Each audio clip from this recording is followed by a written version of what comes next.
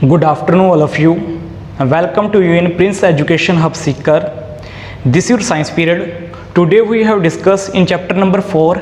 Next topic is blood and blood group. ठीक है, पीछे जो प्रीवियस क्लास थी हमने उसके अंदर बेटा किसके बारे में डिस्कस किया था?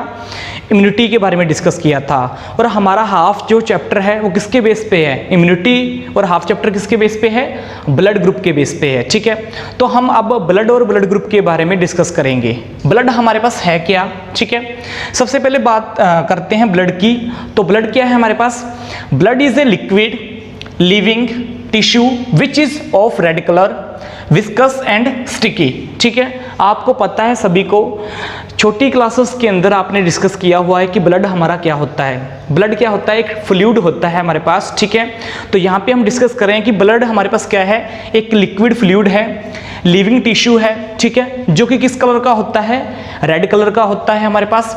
और वो क्या होता है? विस्कस होता है. विस्कस मीन्स गाढ़ा होता है, प्लस स्टिकी, चिपचिपा होता है. ठीक है, तो ये हमारे पास क्या है? ब्लड होता है. तो ब्लड क्या कहेंगे आप? एक फ्लूइड टिश्यू होता है हमारे पास, या लिविंग टिश्यू होता है, दैट इज ए ब्लड. ठीक है, उसके बाद हम बात करते हैं it flow into the blood vessels. ठीक है, ये जो हमारे पास ब्लड होता है वो किसके अंदर फ्लो करता है बेटा? ब्लड वेसल के अंदर फ्लो करता है, चाहे वो आर्टरीज हो चाहे वो वीन हो. ठीक है, उनके अंदर क्या करता है? हमारा ब्लड फ्लो करता है. It is compose of plasma and blood corpuscles. ठीक है, ये किससे मिलकर बना है हमारे पास? ब्लड जो है वो किससे मिलकर बना है बेटा? प्लाज्मा से मिलकर बना है और प्लस ब्लड कॉर्पुस्कल से मिलकर बना है. ठीक है, ब्लड कॉर्पुस्कल से मिलकर बना है. तो प्लाज्मा का क्वांटिटी ब्लड के अंदर कितनी होती है? 55%. और 45% हमारे पास क्या कंटेन होता है? Blood corpuscles. ठीक है, तो जो हमारा ब्लड है वो किससे कंपोज है? दो हमारे पास सिस्टम है इसके अंदर जिससे वो कंपोज है. एक है हमारे पास प्लाज्मा और दूसरा है हमारे पास ब्लड कॉर्पुस्कल्स. ठीक है, अब इसके अंदर आपने देखा होगा जो प्लाज्मा पार्ट होता है वो लिक्विड पार्ट होता है हमारे पास. ठीक है, प्लाज्मा क्या होता है? लिक्विड पार्ट होता है. और जो ब्लड कॉर्पुस्कल्स होते हैं वो एक सॉलिड पार्ट होता है हमारे पास. किसके अंदर? ब्लड के अंदर. ठीक है, फिर हम बात करते हैं कि जो प्लाज्मा है वो कंटेन करता है 3 टाइप ऑफ ब्लड कॉर्पुस्कल्स. ठीक है, प्लाज्मा के अंदर क्या कंटेन होते हैं? 3 टाइप के ब्लड कॉर्पुस्कल्स कंटेन होते हैं. कौन कौन से हमारे पास? इसके बारे में आपने सुन रखा है पहले से ही. रेड ब्लड कॉर्पुस्कल्स, या इनको बोलते हैं रेड ब्लड सेल. ठीक है, white blood corpuscles means white blood cell. और थर्ड है हमारा कौन सा बेटा? प्लेटलेट्स. ठीक है, तो वन बाय वन इनके बारे में डिस्कस करते हैं. ठीक है, जो रेड ब्लड सेल होते हैं वो क्या फंक्शन परफॉर्म करते हैं? Perform gases exchange and transportation. ठीक है, जो हमारे पास रेड ब्लड सेल होते हैं उनका शेप कैसा होता है बेटा? राउंड शेप के होते हैं हमारे पास. ठीक है, उनके अंदर क्या प्रेजेंट होता है? हीमोग्लोबिन प्रेजेंट होता है. हीमोग्लोबिन की प्रेजेंस की वजह से हमारे पास गैसेस का एक्सचेंज लाइक ऑक्सीजन और कार्बन डाइऑक्साइड वो किसकी हेल्प से होता है? रेड ब्लड सेल की हेल्प से होता है. ठीक है, हमारी बॉडी के अंदर. और नेक्स्ट है हमारे पास बेटा white blood cell. White blood cell क्या होता है हमारे पास? आपको मैंने बताया था पीछे इम्यूनिटी वाले टॉपिक के अंदर कि जो व्हाइट ब्लड सेल होते हैं हमारे पास ये हमारी इम्यूनिटी को मेंटेन करके रखते हैं. Provide defence to our body from the microbes. ठीक है, तो हमारी बॉडी को डिसीजेज से कौन बचा के रखता है बेटा? White blood cell. क्योंकि व्हाइट ब्लड सेल क्या करते हैं बेटा? एंटीबॉडी प्रोड्यूस करते हैं जो कि एंटीजन को किल करती है और हमारी बॉडी की इम्यूनिटी मेंटेन रहती है. ठीक है, थर्ड है हमारे पास बेटा प्लेटलेट्स के बारे में. प्लेटलेट्स के अंदर क्या है? Responsible for blood clotting and the protection of blood vessel. ठीक है, अब यहाँ पे जो ब्लड क्लॉटिंग है हमारे पास, तो ब्लड क्लॉटिंग हमारे पास है क्या? मान लो कि हमारे इंजरी हो चुकी है, यहाँ पे कट लग चुका है, तो जब यहाँ पे कट लगेगा तो ब्लड क्या करेगा? फ्लो करता रहेगा. कुछ देर के बाद देखो कि जो ब्लड है हमारे पास फ्लो करना बंद कर दिया उसने, और वहाँ पे हमारे पास क्या हो चुका है? ब्लड एक जगह पे क्लॉट हो चुका है, जमा हो चुका है. वो किसके कारण होता है हमारे पास? प्लेटलेट्स के कारण. ठीक है, तो ब्लड की क्लॉटिंग कौन करता है? प्लेटलेट्स. प्लस प्रोटेक्शन जो है ब्लड वेसल की कौन करता है बेटा? प्लेटलेट्स. ठीक है, अगर मान लो कि हमारी बॉडी के अंदर प्लेटलेट्स ना हो तो ब्लड की क्लॉटिंग नहीं हो सकती और ब्लड हमारा फ्लो करता रहेगा बॉडी से बाहर. ठीक है, तो प्लेटलेट्स होना बहुत ज़्यादा जरूरी है किसके अंदर? ब्लड के अंदर. इससे क्या होता है? ब्लड की क्या होती है बेटा? क्लॉटिंग होती है. नेक्स्ट देखो यहाँ पे बेटा हमारे पास क्या है? नेक्स्ट टॉपिक है हमारे पास बेटा ब्लड ग्रुप. ठीक है, नेक्स्ट जो टॉपिक है हमारे पास वो कौन सा है, ब्लड ग्रुप। अब देखो ब्लड ग्रुप हमारे पास क्या होता है, ठीक है, इसके बारे में आप पढ़ चुके हो कि ब्लड ग्रुप क्या होता है। जैसे ब्लड को क्लासिफाई किया गया है काफ़ी सारे ग्रुप के अंदर, ए बी ओ, ठीक है, किसी पर्सन का ए ब्लड ग्रुप होता है, किसी का बी होता है, किसी का ए बी होता है और किसी का क्या होता है, ओ होता है, ये आपने सुन रखा है, ठीक है। अब इसको क्लासीफाई जो किया गया है वो किसके बेस पे किया गया है, इसके बारे में हम इसके अंदर डिस्कस करेंगे। तो सबसे पहले जो ब्लड ग्रुप है हमारे पास, उसकी जो डिस्कवरी है उसको किसने किया था, उसको क्लासीफाई किसने किया था, कार्ल लैंडस्टीनर ने, ठीक है। तो ब्लड को ब्लड ग्रुप के अंदर क्लासिफाई करने वाला कौन है बेटा, कार्ल लैंडस्टीनर। कब किया था, 1901 के अंदर, ठीक है।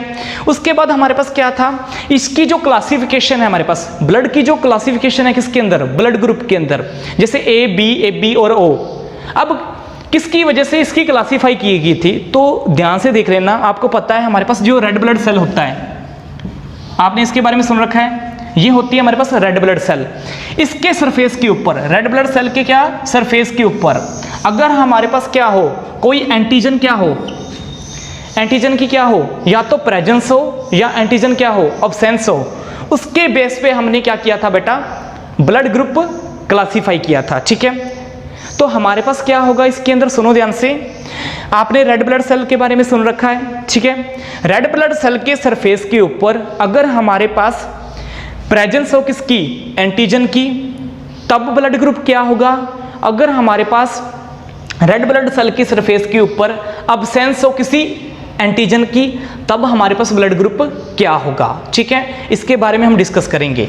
तो यहाँ पे रेड ब्लड सेल की सरफेस के ऊपर एंटीजन की प्रेजेंस और अब्सेंस, उसके बेस पे हमने क्या किया था, ब्लड ग्रुप को क्लासिफाई किया था, ए बी और ओ, ठीक है। अब हमारे पास इस टाइप की ब्लड ग्रुपिंग को क्या बोलते हैं बेटा, एबीओ ब्लड ग्रुपिंग, ठीक है। सुनो ध्यान से, हमारे पास एंटीजन का प्रेजेंस और अब्सेंस होना किसके सरफेस पे, रेड ब्लड के सरफेस पे, उसकी वजह से हमने क्या किया था, ब्लड को ब्लड ग्रुप के अंदर क्लासिफाई किया था, ए बी और ओ ब्लड, ठीक है। ये ब्लड ग्रुप है हमारे पास और इसी को बोलते हैं बेटा एबीओ ब्लड ग्रुपिंग। अब क्या होता है हमारे पास, अगर मान लो कि हमारे पास ये जो रेड ब्लड सेल है, ठीक है, मान लो कि ये हमारे पास क्या है बेटा, रेड ब्लड सेल है, ठीक है। रेड ब्लड सेल के सरफेस के ऊपर अगर हमारे पास एंटीजन ए प्रेजेंस हो, ठीक है, तो यहाँ पे क्लासिफाई करने के लिए हमने क्या लिए थे, 2 एंटीजन लिए थे, ठीक है, सिर्फ 2 एंटीजन लिए थे, ए और बी। हमारे पास यहाँ पे ब्लड को ब्लड ग्रुप के अंदर क्लासिफाई करने के लिए हमारे पास कितने एंटीजन थे, किसके सरफेस के ऊपर, रेड ब्लड सेल की सरफेस के ऊपर सिर्फ 2 एंटीजन थे, ए एंड बी। उसी की बेस पे हमने क्या किया था बेटा, क्लासिफाई किया था। अगर मान लो कि रेड ब्लड सेल की सरफेस के ऊपर ए एंटीजन क्या है, प्रेजेंस है, ए एंटीजन की क्या है, प्रेजेंस है, तो हमारे पास ब्लड ग्रुप क्या होगा, ए। सुन लो ध्यान से यहाँ पे दोबारा से, अगर मान लो कि हमारे पास रेड ब्लड सेल की सरफेस के ऊपर एंटीजन क्या प्रेजेंस है बेटा, एंटीजन ए प्रेजेंट है, तो हमारे पास ब्लड ग्रुप क्या होगा, ए। अगर मान लो कि रेड ब्लड सेल की सरफेस के ऊपर एंटीजन कौन सा प्रेजेंस है, बी, तो ब्लड ग्रुप क्या होगा, बी। अगर मान लो कि हमारे पास रेड ब्लड सेल की सरफेस के ऊपर एंटीजन ए भी प्रेजेंट है और एंटीजन बी भी प्रेजेंट है, तो हमारे पास ब्लड ग्रुप क्या होगा, ए बी। फिर उसके बाद अगर मान लो कि रेड ब्लड सेल की सरफेस के ऊपर कोई भी एंटीजन प्रेजेंस ना हो, तो हमारे पास ब्लड ग्रुप क्या होगा, ओ, ठीक है। दोबारा से सुन लो, अगर रेड ब्लड सेल की सरफेस के ऊपर एंटीजन क्या प्रेजेंस है बेटा, ए, तो हमारे पास ब्लड ग्रुप क्या होगा, ए। अगर रेड ब्लड सेल की सरफेस के ऊपर एंटीजन क्या प्रेजेंस है, बी, तो ब्लड ग्रुप क्या होगा, बी। अगर दोनों की प्रेजेंस है इसके सरफेस के ऊपर, तो ब्लड ग्रुप क्या होगा, ए बी। अगर ए और बी दोनों नहीं है किसके ऊपर, रेड ब्लड सेल की सरफेस के ऊपर, तो हमारे पास क्या होगा, ब्लड ग्रुप क्या होगा, ओ होगा। और यहाँ पे हमने क्या फाइंड आउट कर दिया बेटा, किसकी प्रेजेंस और अब्सेंस, किसके सरफेस के ऊपर, रेड ब्लड सेल की सरफेस के ऊपर, किसकी, एंटीजन की। तो हमने क्या फाइंड आउट कर दिया, ब्लड ग्रुप ए बी और ओ, इसी को बोलते हैं बेटा एबीओ ब्लड ग्रुपिंग। एक तो हमने ब्लड ग्रुपिंग इसके बेस पे की है, ठीक है। एक तो ब्लड ग्रुपिंग हमने इसके बेस पे की है, अब दूसरी ब्लड ग्रुपिंग किसके बेस पे करेंगे? आपको ये समझ में आ गया ABO ब्लड ग्रुपिंग के बारे में। अब देखो एक और हमारे पास फैक्टर किसके ऊपर प्रेजेंट होता है बेटा? रेड ब्लड सेल के सरफेस के ऊपर प्रेजेंट होता है, ठीक है। उसके बेस पे भी हमारे पास क्या होती है? ब्लड ग्रुप की ग्रुपिंग होती है। तो सुनो क्या से, हमारे पास RH एंटीजन क्या होता है? RH एंटीजन जो होता है बेटा वो किसके सरफेस पे होता है? रेड ब्लड सेल के क्या होता है? सरफेस पे होता है, ध्यान दे लेना। एक और हमारे पास एंटीजन किसके सरफेस के ऊपर फाउंड होता है? रेड ब्लड सेल की सरफेस के ऊपर फाउंड होता है, उसको बोलते हैं RH एंटीजन। अब इसकी भी इस टाइप का जो एंटीजन है इसकी प्रेजेंस और अब्सेंस के बेस पे हमने क्या किया है? इसको भी ब्लड ग्रुप के अंदर डिवाइड किया है। एक होता है हमारे पास RH पॉजिटिव और एक होता है RH नेगेटिव, ठीक है। RH पॉजिटिव क्या होता है? RH हमारे पास पॉजिटिव क्या होगा ब्लड ग्रुप? RH पॉजिटिव का मीनिंग क्या है? अगर मान लो कि रेड ब्लड सेल की सरफेस के ऊपर RH जो एंटीजन है उसकी प्रेजेंस है, वो बिल्कुल क्या है? प्रेजेंस में है, प्रेजेंट है, तो वो हमारे पास क्या होगा? RH पॉजिटिव ग्रुप होगा। अगर मान लो कि रेड ब्लड सेल की सरफेस के ऊपर RH नेगेटिव, जो RH नेगेटिव क्या है? उसकी प्रेजेंस नहीं है, मतलब RH की प्रेजेंस नहीं है, उसको बोलेंगे RH नेगेटिव फैक्टर, ठीक है। तो हमने क्या किया यहाँ पे बेटा? RH जो एंटीजन होता है उसकी प्रेजेंस और अब्सेंस के बेस पे हमने ब्लड ग्रुपिंग की है। उस ब्लड ग्रुपिंग को क्या बोलते हैं बेटा? RH blood grouping. उसको क्या बोलते हैं बेटा? RH blood grouping. अगर मान लो कि रेड ब्लड सेल की सरफेस के ऊपर अगर हमारे पास RH एंटीजन प्रेजेंट है तो उसको बोलेंगे RH पॉजिटिव ब्लड ग्रुप। अगर उसके ऊपर हमारे पास RH फैक्टर प्रेजेंट नहीं है, अब्सेंस है उसकी, तो उसको बोलेंगे RH नेगेटिव फैक्टर। इसी के बेस पे हमने क्या कर दिया बेटा? फाइंड आउट कर दिया किसकी? Blood grouping. तो हमने सबसे पहले किसके ऊपर बेस पे की थी बेटा? ABO blood grouping. किसके बेस पे है? A और B के बेस पे है।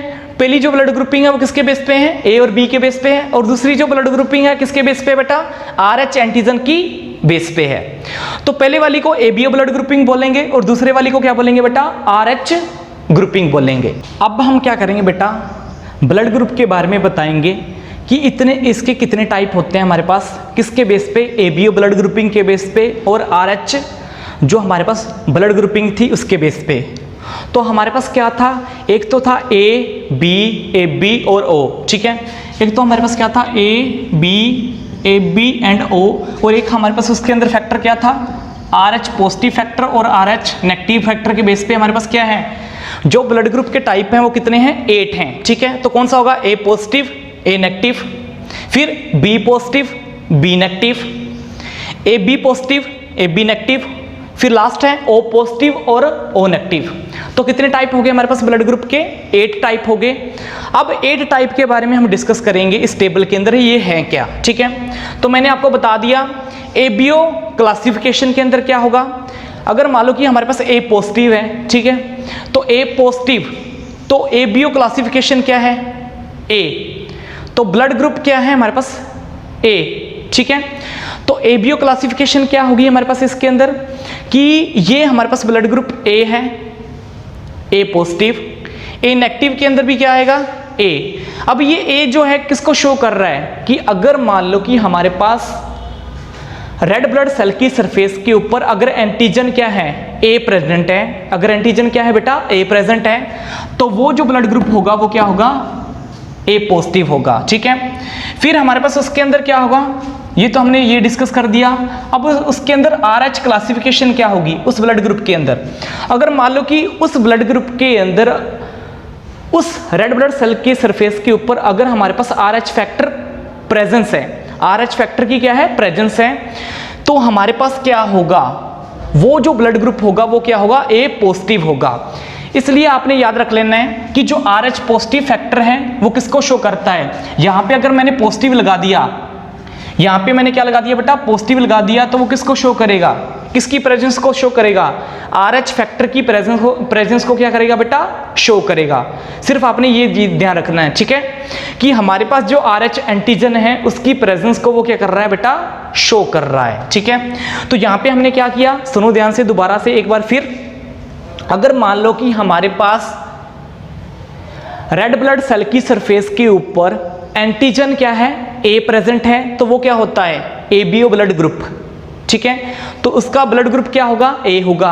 अब पॉजिटिव और नेगेटिव किसके बेस के ऊपर हैं, पॉजिटिव नेगेटिव किसके बेस पे ऊपर है, आरएच फैक्टर के बेस के ऊपर हैं। अगर आरएच एंटीजन प्रेजेंस हुआ तो हमारे पास क्या लगेगा, ऊपर वाला साइन क्या होगा, पॉजिटिव होगा। अगर उसके अंदर आरएच फैक्टर की, आरएच एंटीजन की प्रेजेंस नहीं है तो क्या लगेगा, उसके लिए नेगेटिव लगेगा। बस ऐसे ही हम क्लासिफिकेशन कर देंगे। देखो सबसे पहले कौन सा है, ए पॉजिटिव, एंटीजन क्या प्रेजेंस है, ए, तो ए लगा दिया। अब पॉजिटिव किस लिए लगाया, क्योंकि प्रेजेंस किसकी है, आरएच एंटीजन की है, इसलिए हमने क्या लगा दिया, पॉजिटिव। अब इस साइड क्या होगा, एंटीबॉडी, ये मेन है हमारे पास, एंटीबॉडी कौन सी प्रेजेंस होगी। अगर मान लो कि हमारे पास रेड ब्लड सेल की सरफेस के ऊपर एंटीजन ए प्रेजेंट है, ठीक है, अगर मान लो कि एंटीजन ए प्रेजेंट है और हमने क्या ले लिया, एंटीबॉडी भी क्या ले ली, ए ले ली। ठीक है, अगर मान लो कि रेड ब्लड सेल की सरफेस के ऊपर एंटीजन ए प्रेजेंट है, बॉडी भी हमने क्या ले ली, एंटीबॉडी भी क्या ले ली, ए ले ली, तो ए क्या करेगा, इसको किल कर देगा। अगर हमारे पास एंटीबॉडी भी ए है उसके अंदर और हमारे पास एंटीजन भी ए है, तो आपको पता है सेम टाइप की एंटीबॉडी सेम टाइप के एंटीजन को क्या कर देती है, किल कर देती है, डिस्ट्रॉय कर देती है।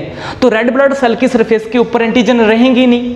ठीक है, तो इसलिए आपने ये ध्यान रख लेना है, हमेशा अपोजिट होता है हमारे पास। अगर मान लो कि एंटीजन ए प्रेजेंट है किसी भी रेड ब्लड सेल की सरफेस के ऊपर, लेकिन उसके अंदर एंटीबॉडी ए नहीं हो सकती, उसका अपोजिट होगा हमारे पास। एंटीबॉडी कौन सी प्रेजेंट होगी, एंटी बी। एंटी बी क्यों होगी, अगर मान लो कि एंटी बी प्रेजेंट है तो वो इसको किल नहीं कर पाएगी। ठीक है, क्योंकि हमारे पास क्या है, एंटीबॉडी इससे बिल्कुल क्या है, अलग है। ये एंटीबॉडी बी है और ये क्या है, हमारे पास एंटीजन ए है, तो किल नहीं करेगा इसको।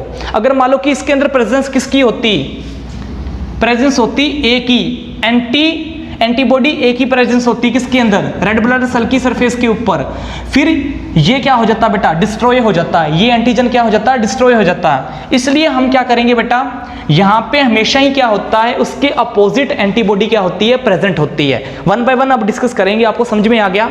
तो सबसे पहले क्या है, ए पॉजिटिव, एंटीजन ए प्रेजेंट है।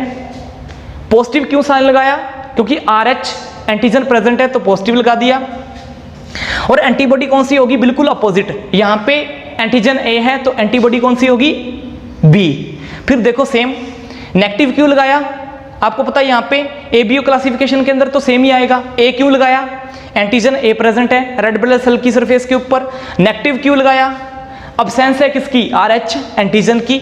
फिर हमारे पास एंटी बी क्यों लगाया, क्योंकि हमारे पास सेम टाइप की एंटीबॉडी इसके अंदर एग्जिस्ट नहीं करेगी, तो इसका अपोजिट ही हमारे पास क्या होगा, इसके अंदर अपोजिट ही एंटीबॉडी इसके अंदर प्रेजेंस में होगी। तो इसके अंदर कौन सी एंटीबॉडी हो सकती है बेटा, इस टाइप के ब्लड ग्रुप के अंदर एंटी बी। सेम टाइप में देखो, अगर बी पॉजिटिव है तो बी पॉजिटिव के लिए बी एंटीजन सरफेस के ऊपर होगा।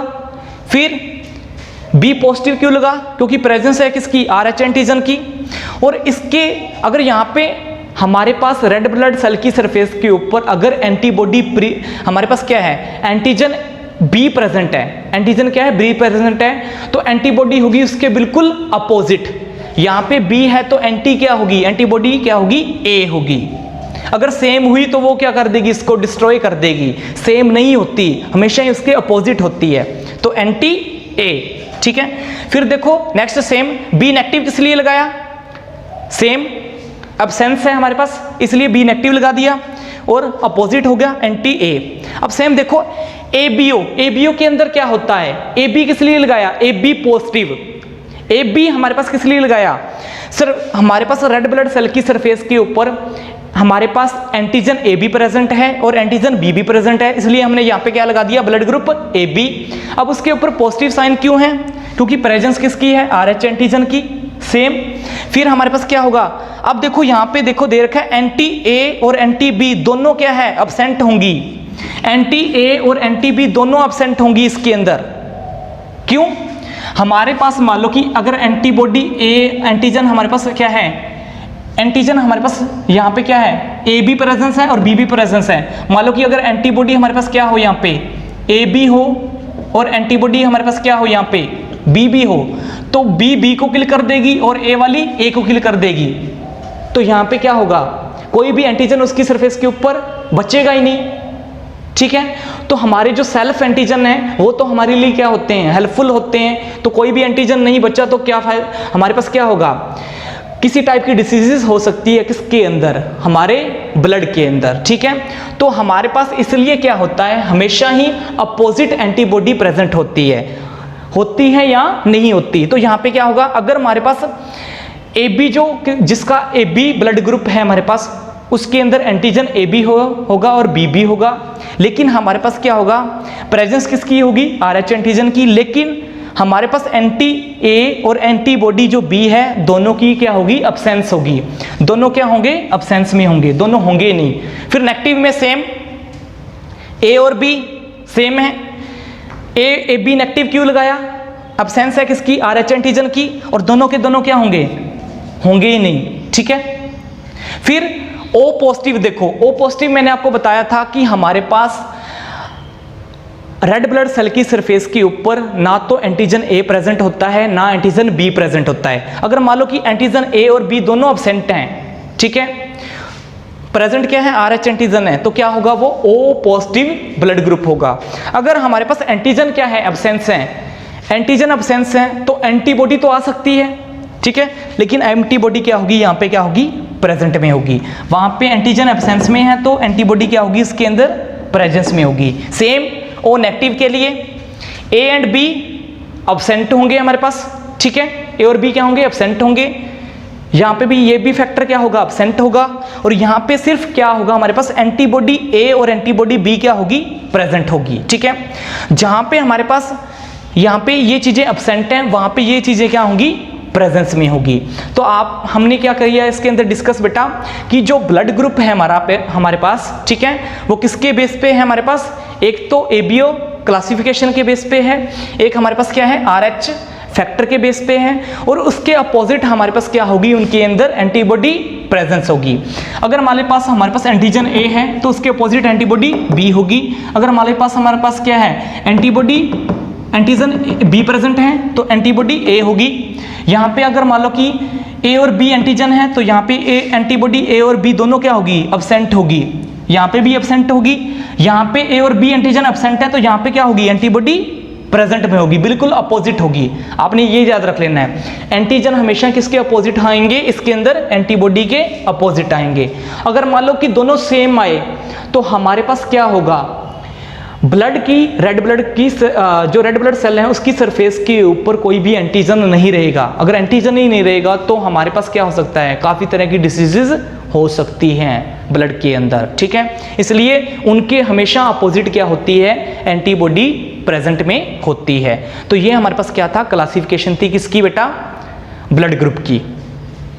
अब इसके अंदर एक चीज और है हमारे पास, सुन लो ध्यान से, जो हमारे पास O होता है, O क्या होता है, यूनिवर्सल डोनर होता है। याद रख लेना, O जो ग्रुप होता है हमारे पास, इसके अंदर वो क्या होता है, यूनिवर्सल डोनर होता है, वो किसी को भी ब्लड डोनेट कर सकता है। और हमारे पास जो AB होता है वो यूनिवर्सल क्या होता है, रिसीवर होता है, वो किसी से भी ब्लड ले सकता है। ये इंपॉर्टेंट क्वेश्चन आएंगे आपकी जो एग्जाम होता है उसके अंदर आ सकते हैं कि यूनिवर्सल डोनर के बारे में बताओ या यूनिवर्सल रिसीवर के बारे में बताओ। तो यूनिवर्सल डोनर कौन है, O है, और यूनिवर्सल रिसीवर कौन है बेटा, AB है, ठीक है। नेक्स्ट हमारे पास टॉपिक है बेटा RH फैक्टर। अभी हमने डिस्कस किया था कि जो हमारा ब्लड ग्रुप है उसको डिवाइड किया जाता है 8 टाइप्स के अंदर, जिसके अंदर कुछ टाइप हमारे पास क्या थे, एबीओ ब्लड ग्रुप के बेस पे थे, कुछ टाइप हमारे पास क्या थे, आरएच एंटीजन के बेस पे थे। अब वही है हमारे पास आरएच फैक्टर, ठीक है, आरएच एंटीजन वाला। तो आरएच फैक्टर जो था हमारे पास, फर्स्टली इसको डिस्कवर किया था किसके अंदर बेटा, मंकी के अंदर। ध्यान दे लेना, जो हमारे पास आरएच एंटीजन है, ठीक है, उसको सबसे पहले हम फाइंड किया गया था किसके अंदर बेटा, मंकी के अंदर, ठीक है। कब हमारे पास डिस्कवरी की गई थी, किसके अंदर, मंकी के अंदर।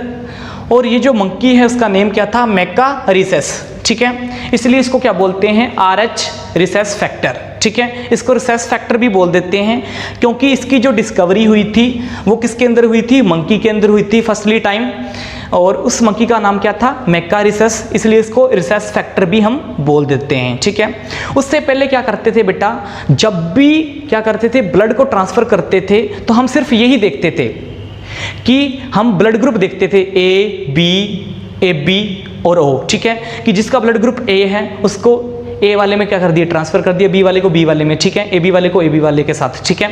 ऐसे ब्लड डोनेट या रिसीवर करते थे, ठीक है, पहले टाइम के अंदर जब हमारे पास RH फैक्टर हमने डिस्कवर नहीं किया था। तो उस टाइम क्या होता था कि हमारे पास RH फैक्टर प्रेजेंस और अब्सेंस होता था, लेकिन हमें पता नहीं था उसके बारे में, ठीक है।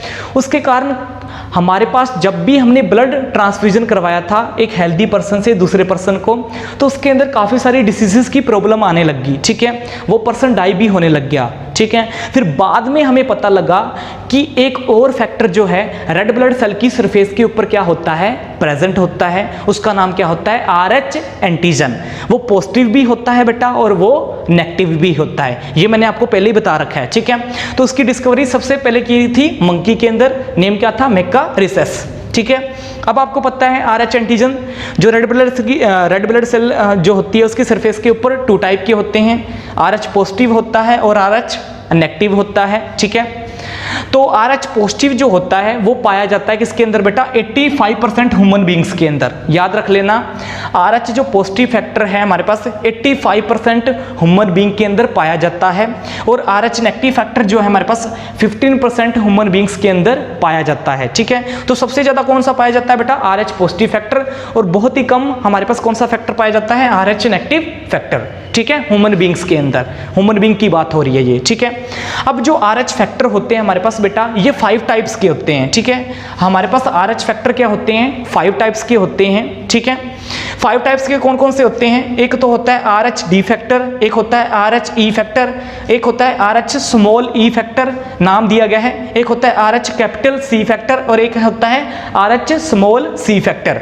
इनके बारे में सिर्फ आपने इनके नाम ही याद करने हैं, इससे ज़्यादा कुछ याद नहीं करना। हम इसको क्लासीफाई नहीं करेंगे कि ये क्या होते हैं, सिर्फ आपने इसके नाम आपने नाम याद करने हैं, क्योंकि आपकी क्लास की 10th की बुक के अंदर सिर्फ इतना ही दे रखा है, ठीक है।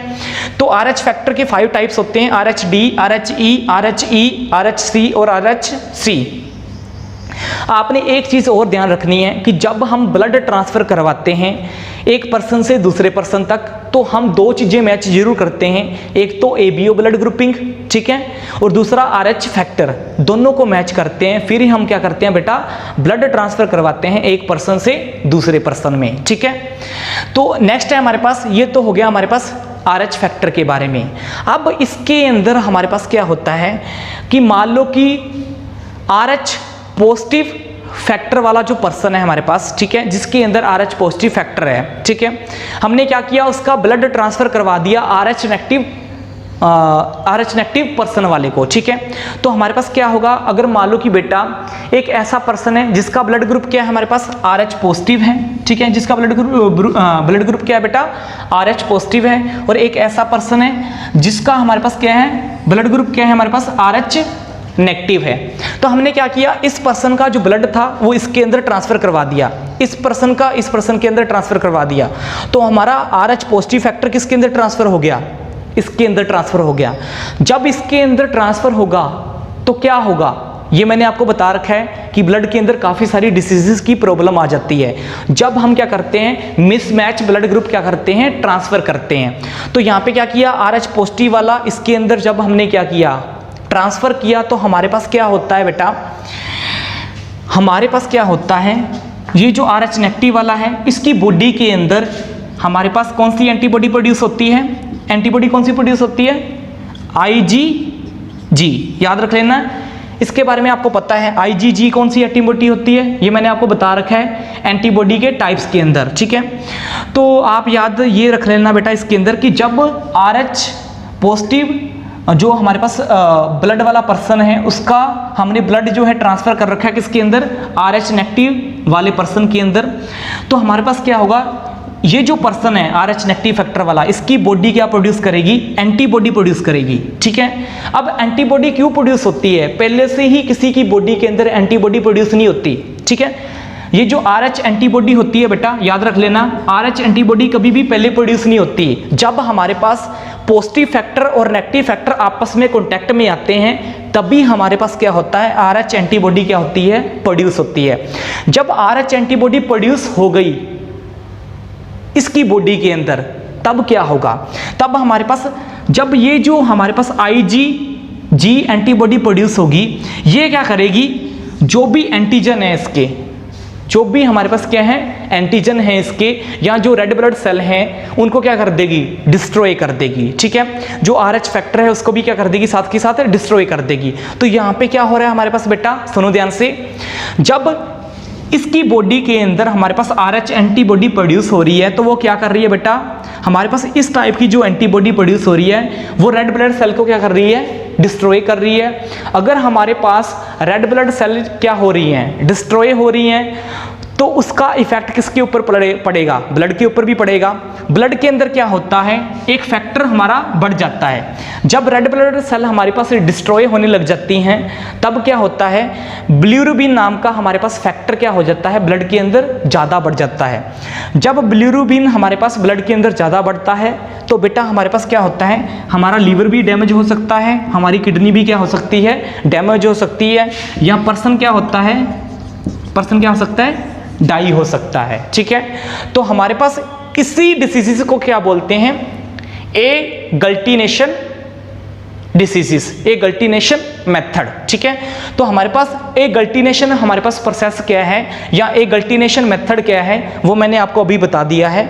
एगल्टिनेशन मेथड हमारे पास क्या होता है, सुनो ध्यान से, अगल्टिनेशन हमारे पास जो मेथड है इस टाइप का मेथड जिसके अंदर हमारे पास क्या होता है, RH पॉजिटिव जो हमारे पास ब्लड है किसी पर्सन का वो किसके अंदर ट्रांसफर हो रहा है, RH नेगेटिव ब्लड वाले पर्सन के अंदर ट्रांसफर हो रहा है। तो इसके अंदर इसकी जो बॉडी है वो RH एंटीबॉडी प्रोड्यूस करेगी, जो कि ये वाली बॉडी है हमारे पास एंटीबॉडी, वो क्या करेगी, इसके जो रेड ब्लड सेल हैं उसको डिस्ट्रॉय कर देगी। अगर इसके रेड ब्लड सेल डिस्ट्रॉय हो गए तो हमारे पास क्या होगा, बिलिरुबिन नाम का जो हमारे पास सब्सटेंस है वो ब्लड के अंदर क्या हो जाएगा, बढ़ जाएगा, बहुत ज़्यादा बढ़ जाएगा उसका लेवल, जिसके कारण हमारा लीवर और किडनी डैमेज हो सकते हैं और पर्सन डाई हो सकता है।